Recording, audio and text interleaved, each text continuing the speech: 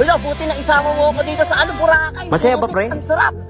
Lalim, pre. Tara, Pre, malunod ka dyan. Pababaw lang to. Nakakalangoy pa nga ako eh. Ayoko pre, baka malunod Buti ako. na itakas mo ako sa nanay mong bungangera. Nasaan na ba yung sumbongera mong kapatid? Pre, ala. Hala pre, nangyayari Pre, sa'yo. Pre, hindi ako marunong lumangoy. Hala, mama si Totoy. Sumama pala ako, nalulunod. Hoy! Sino ba kasi nagsama dyan? Ayan, nalulunod na. Hala, mabuhay pa. Nalulunod na ka eh. Ayan, kakapal kasi ng mukha mo. Paano nga ba kung magkaroon talaga ng zombie apocalypse? Tips or mga dapat gawin sakaling magkaroon ng zombie apocalypse. Mag-ipon ng food supplies at huwag kang matakaw para tumagal ka pa sa laban. Ihanda ang first aid kit at medical kit dahil wala ka na nga asang doktor at nurse dahil kinain na rin sila ng mga zombies.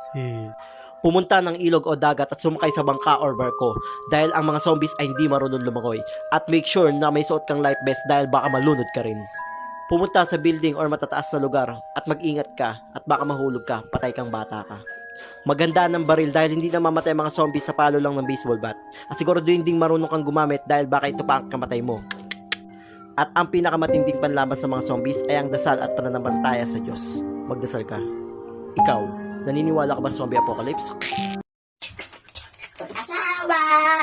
Hala, nandyan. Hoy guys, i-follow nyo ako. Bilis na follow nyo na ako kasi sabi ni Mami, kapag nag 1 million na daw yung followers ko dito sa TikTok.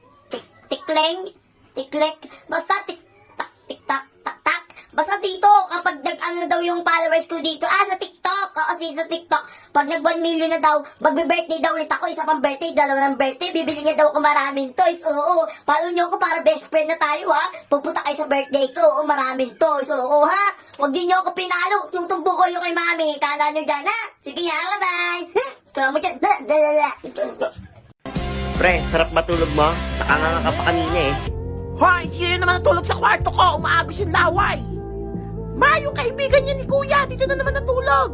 Sino? Yung nakitain nung nakaraan, tapos may mais-mais yung tayo niya? Na ayaw lumubog? Oo nga siya yun. Yawa, bakit basang-basa yung higaan? Ilang taon na ba yan at hindi... Ay, naku, nagigigil ako dyan ha. Hindi ba yan marunong magdala ng diaper niyan? Ha? Ang baho-baho ng laway. Nangangamoy yung buong kwarto sa hininga niya. Ma, naririnig ka niya.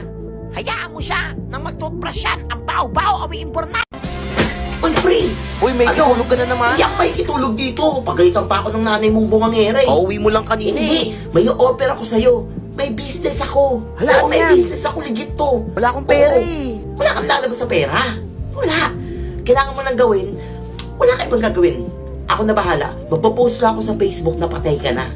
Tapos mangingi ako sa Gcash ng mga Oo, magsusulisit ako sa Gcash. Baka bawi tayo dyan, ha? Dyan. 50-50 hatian. Pwede. Oo. Mindset ba? Mindset. Yung kaibigan ni Kuya, yung scammer pala. So, bungera talaga tong kapatid mo eh, no? May lupa ka rin daw, oh. Nandito ka na naman, pinauwi na kita. Hindi ka talaga titigil, ang kapal ng tinga mo. Tandaan nyo, Tandaan mo daw, oh.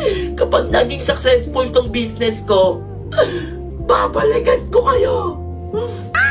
Next, para sa ayuda. Sumingit ka na ma. Ay, sa DSWD po, kukuha po kami ng ayuda. Alam mo, may sumingit na dalawang pangit. Hoy, paano mga singit tita? Hoy, pumila kayo sa likod. Ngayon palang kukuha ng ayuda. Kukuha po kami. Hoy, singit yan. Hala, alam ko nakakuha na yung magdanay niya yun. Hoy, nakakuha na kayo, ah. Wala pa po kasi kami nakukuha eh. Singit na Kukuha singit tong kami, magdanay na to na baboy at unggoy. Okay. Unggoy yun. Unggoy daw ako, tapos baboy ka daw. Aba, Sabi? totoo naman eh. Kaya nga mga unggoy at baboy. Tulungan mo ako na. Dali na. Ay!